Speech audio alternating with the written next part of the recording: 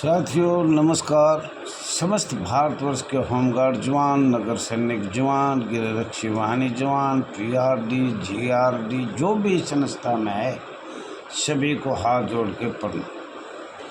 साथियों, ये आपका अपना channel RS Dahiya x home guard में स्वागत है। ज़्यादा से ज़्यादा लाइक करें, शेयर करें, कमेंट करें, सब्सक्राइब करें।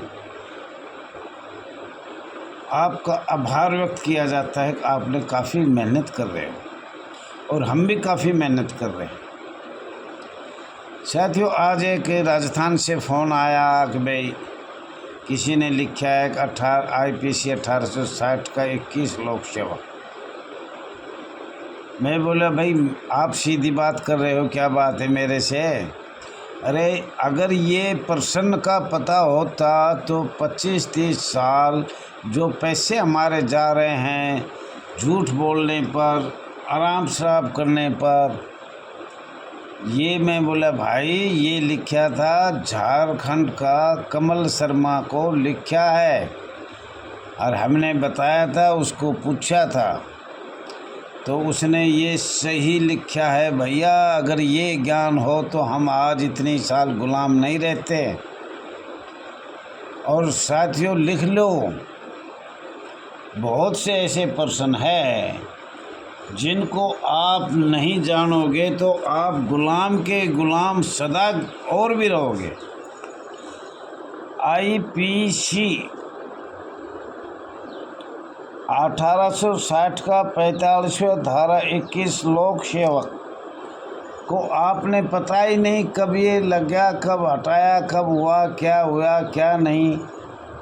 सबसे पहली बात, आपका ये ब्रिटिश सरकार का कानून, अखिल भारतीय कांग्रेस का कानून, लॉर्ड माउंटबेटन का कानून, ये आपकी संस्था पर लगाया गया 1947। जैसे तैसे करके आपको ये IPC 21 धारा है और CRPC 21 है और भारत के 21 अनुच्छेद तो पढ़ो, मिलाप नहीं हो रहा आपस में, इसलिए आप गुलाम के गुलाम हो। देखो ये IPC 21 कहाँ से आई, लेकिन कोई नहीं देखता। और साथियों लिख लो, जब तक ये धारा नहीं समाप्त होगी, जब तक आपका कुछ नहीं होना, लोक सेवक का लोक सेवक रहोगे।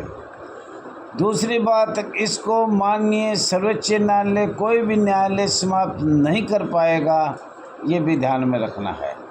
करेगा तो सीधा संसद करेगा, वरना आपने गुलाम का गुलाम रहना है। ये संस्था लोक सेवक रेलवे में भी थी और साहब रेलवे बैंक में भी थी। धारा 21 लोक सेवक वो परमानेंट हो गए। माननीय सर्वोच्च न्यायालय कर्नाटक ने, इनने कई लोगों ने कहा ये धारा इन पर नहीं लग सकती। सबसे गरीब महकमा कौन है? होमगार्ड, नगर सैनिक, PRD, GRD, गृह रक्षा वाहिनी इत्यादि है, सब पे लग रहा है। एक पे संशोधन होगा तो सारे होंगे जी।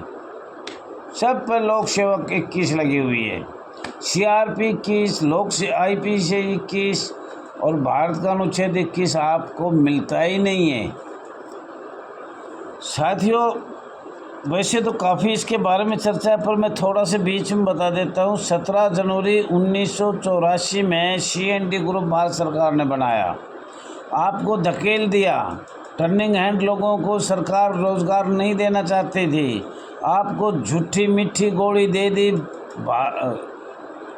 होमगार्ड कंपनी बुक भारत सरकार ने बनाई, उस पर लिख दिया CND ग्रुप होमगार्ड नगर सैनिक को दिया गया, इंस्टीट्यूट कर दिया, इम्प्लीमेंट कर दिया, लेकिन आपको कुछ नहीं मिला। राष्ट्रीय सुरक्षा गार्ड 16 अक्टूबर 1984 में बनाया गया। राष्ट्रीय सुरक्षक स्थापना 1984 में किया गया। राष्ट्रीय सुरक्षक लोगो क्या है? राष्ट्रीय सुरक्षक लोगो क्या है, ये ध्यान देना है, ये पक्की वो है। और साथियों पूरे भारतवर्ष में ना अन्य कंट्रियों की बात करेंगे हम, सिंगापुर की बात करेंगे, नागरिक सुरक्षा बल है वहाँ। और मेरे याद दिला देना, आपको मैं बताऊंगा, ये आपके ज़बरदस्ती थोपा गया कुर्सी के लालच में। कुर्सी के लालच में भारतवर्ष को बहुत नुकसान हुआ है। कुर्सी का लालच बुरा है, आप भी छोड़ दो इस कुर्सी का लालच को। पैसे का लालच, कुर्सी का लालच, मान बढ़ाई का लालच छोड़ोगे तो इसमें संशोधन होगा, नहीं ऐसे गुलाम के गुलाम रहोगे जैसे कुर्सी के लालच में आप आज भी हो रहे हो। साथियों,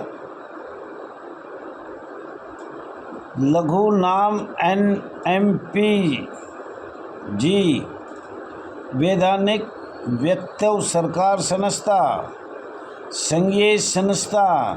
देखो मैं बताया था संघीय को याद रखो, संघीय संस्था भारत गठन घटक राष्ट्रीय सुरक्षा अधिनियम 1986 भारत की संसद द्वारा समन्वय प्रकृति फेडरल इन्फोर्समेंट नागरिक संस्था परिचालन ढांचा संस्था कार्यपालक गणपति महानिदेशक मातृ संस्था भारतीय पुलिस सेवा भारतीय थल सेना। तो साथियों ये कुछ मैं बताना चाह रहा था। और हर वक्त जब भी आपको 1958 से दूर किया तो 1957 में रेलवे पुलिस बनाई, 1959 में और बनाया, 1963 में और बनाया। एक दिन मैंने बताया था, फिर एक दिन बताना पड़ेगा। जब आप 1984 में आपका CND ग्रुप बनाया था, उन्होंने परमानेंट संस्था खड़ी कर दी और आप टर्निंग हैंड थे, आपको सीधा नहीं लिया गया। ये किसकी ताकत है? ये भारत सरकार, Akhil Bharatiya Congress, Lord Mountbatten, British सरकार का लोक सेवक IPC CRPC 21 और भारत का अनुच्छेद 21 कुछ नहीं है, क्योंकि कुर्सी का लालच था।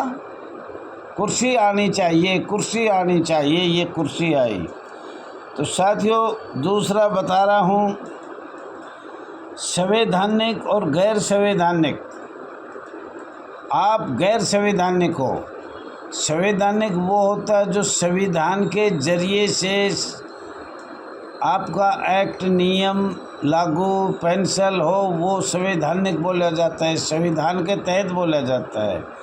और आप गैर संवैधानिक हो, मतलब आपका संवैधानिक नहीं हो, गैर संवैधानिक हो। आपका राज्य सरकार या भारत सरकार आपका कानून बना सकती है, बनाए या ना बनाए, तो वो अंग्रेज़ों ने तो रिश्वत लेने के लिए, ज़्यादा से ज़्यादा कमाई करने के लिए तो उन्होंने गैर संवैधानिक बनाया था, जो इतने सालों तक उन्होंने बदलाव नहीं किया।